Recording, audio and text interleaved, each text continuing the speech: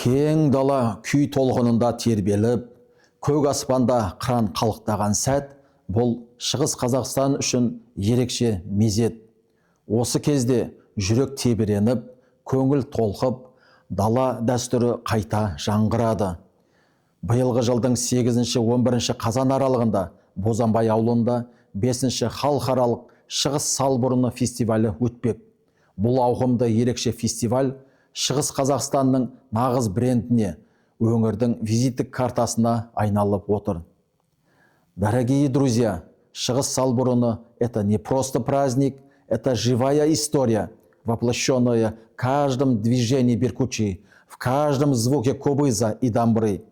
Здесь встречаются мастера соколиной охоты и конного искусства, заводчики гордых казахских тазы, ремесленники, хранители народных традиций и гости из разных регионов и стран.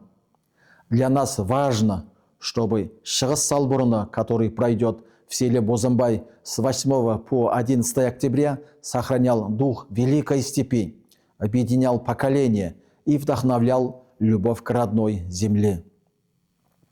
Дәл осындай шаралар бүкіл Қазақстан мен өзге елдер жұртшылығын біздің қонақжай өлкемізге тартпақ.